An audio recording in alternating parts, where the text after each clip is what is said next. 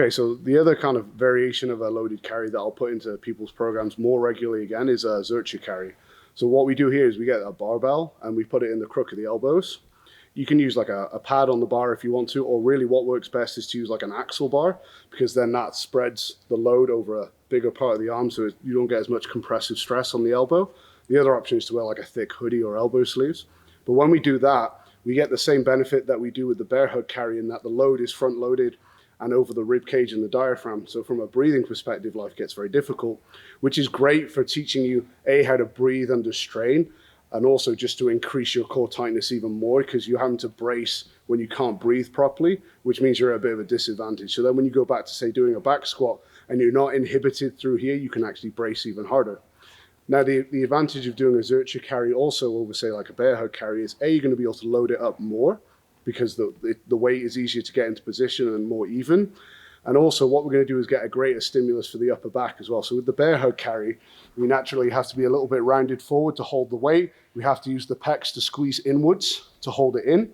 When we do a barbell Zercher carry, because we can get the bar in the crook of the elbows and pull back, that's going to mean that we can get the shoulders into a more retracted position, and we can get a really good workload for the traps and the upper back whilst we do that carry as well.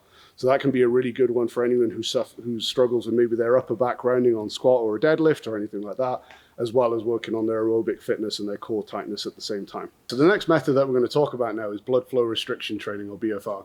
So we've covered some methods now where basically we try to bias the concentric portion of the lift as much as possible and kind of de-emphasize the eccentric phase. What we're going to go over now is methods that allow us to get a higher workload or a productive concentric work done with less total volume. So when we were on the podcast, we talked about how maximally effective reps are important for hypertrophy, because those are the reps that get you maximum muscular recruitment, which are really the money reps when it comes to hypertrophy. So the methods that we're going to go through in the next few videos are basically just little hacks and ways of getting more of those maximally effective reps with less total reps done in total. So what I mean by that is, let's take a set of 20 reps.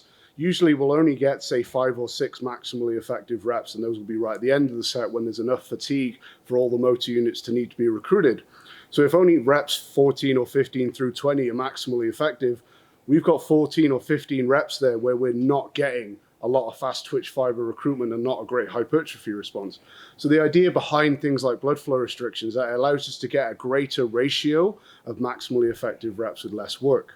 Now, there are a couple of extra benefits that come with blood flow restriction training on top of that. So when we have an occlusion effect around the muscle, that means that we can get very limited oxygen into the muscle.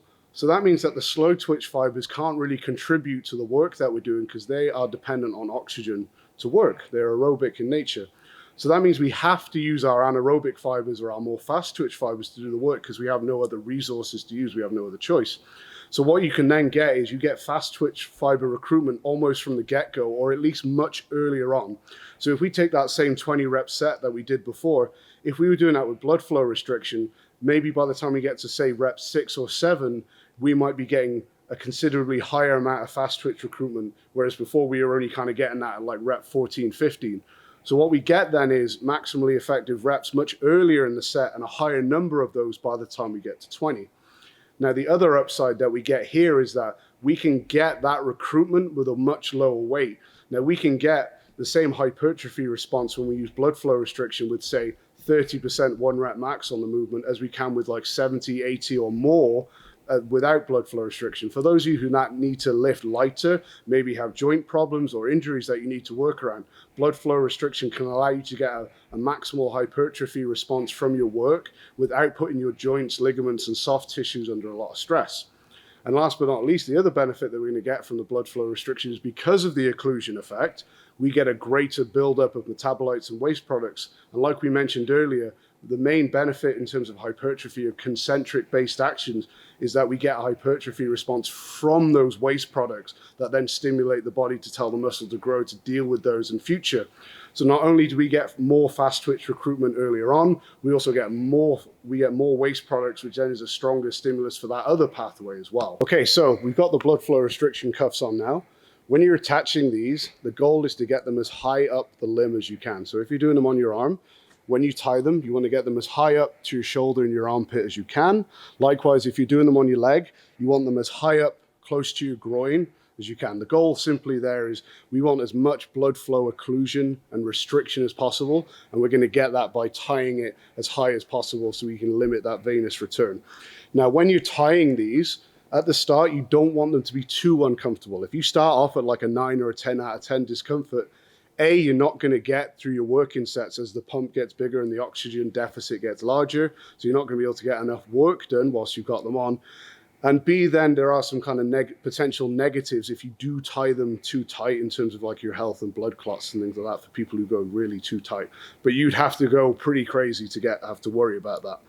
So when you're tying them like this, what you're looking for at the beginning of a set is like a 6 or a 7 out of 10 in terms of discomfort. You can probably ramp that up a little bit as you get more used to them. But the idea is that by the end of the set, you will end up at kind of a 9 or a 10 as that oxygen deficit and those metabolites build up. So just as a demonstration now, we're going to do some cable curls. Now, what I would do is I would use a weight that would normally be difficult for about 30 reps. And the goal would be to perform 20 reps with that 30 rep weight. Now, first off, that's going to be harder because the blood flow cuffs are on. Then what we would do from that point is take a short rest pause, then get as many extra reps as we can, do another rest pause, and then get as many extra reps as we can on top of that. And what that does for us, it gives us a huge amount of maximally effective reps and can give us basically 3, 4, or even 5 normal sets worth of effective reps in one. Now, when we're performing our reps with blood flow restriction, the goal is to pump as much blood into the muscle as possible and create as much of an oxygen deficit as possible. So what we want is quite rhythmic, fast movements. What we don't want to do is purposely go real slow on the way up and the way down and make the weight harder than it already is. What we want to do is basically treat it like pump style reps, like bodybuilding style training, and that's going to help us pump more blood into the muscle and build up a bigger oxygen debt straight away. So say I got to 20 reps, all I would then do, put the weight down, let my arms hang by their side so they can relax and we can get a little bit more blood flow back into them in between. We'd be resting about 15 seconds before we go back in. And then again, you go back in and perform as many extra reps as you can until you hit kind of one short of failure, or maybe failure if you really want to push it. Put it back down. Again, take another 15-second break, and then you go back in again and get another AMRAP there. Now, the goal should be that the reps will drop as you go through. So say you get that 20, you'd probably be looking at like 8 to 10 on the first rest pause, and then say 4 to 6 on the second. If the reps aren't dropping like that, then you probably either weighted it too light or maybe the cuffs aren't tight enough for you. So the question we get a lot is when it comes to BFR is, what do I do if I don't have blood flow restriction cuffs? Now, they are pretty easy to get and they're generally pretty cheap, or you can use a tourniquet, something like that. However, most of us have some kind of wraps in our gym bag. So for example, if you want to do blood flow restriction for biceps or triceps, you've got to go around the arm. Usually a regular length wrist strap, kind of 60 to 70 centimeters, actually is a good length for you to be able to get over the upper arm.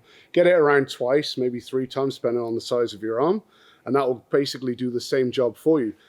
The only difference is that when you do this, as opposed to with a blood flow restriction cuff, is that you do need someone to do it for you, because they need to hold it into position and they need to be able to pull it taut and pull it around.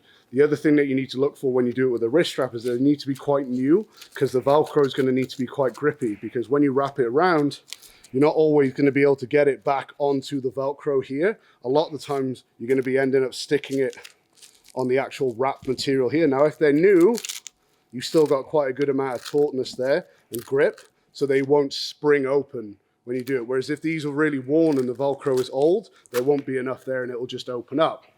Now, if you're doing it for something like leg curls, leg extensions, or leg press, you need to tie your leg, you can do pretty much the same thing with a knee wrap. You can lay down, get your knee wrap. You probably need like a 1.5 to 2 meter knee wrap. You can pull it around the top of the upper leg, tie it round, and then you can just fasten it at the front, just like you basically tie your shoelaces with like a bow. And then at the end, you can just pull the bow and it'll unravel really quick. And you can get the same effect there from your knee wrap. And again, the more elastic knee wraps rather than the really hard cast one work better for this, because you can get more pull and more tension out of them. Whereas the hard cast ones, you'll have a hard time getting enough constriction out of them. Now, when you're programming your blood flow restriction work, the only thing that you really need to take into account is that because you get so many maximally effective reps from a set, you don't actually need to do as many sets. So really 1 or 2 is going to be as much as you need. And that's going to be probably 4 sets worth of work when you do that. So you can cut your volume way down, which actually is a great benefit. But then the other thing you need to take into account is that it is pretty unpleasant. So as you get that very large pump in those muscles and you get a big oxygen deficit and a big buildup of lactate, it is going to be uncomfortable. Dealing with that pain and discomfort can actually drain the nervous system quite a lot, which is really the main reason why you need to limit the volume on it, because it will actually be a little bit more neurally demanding having to put up with that discomfort for so long.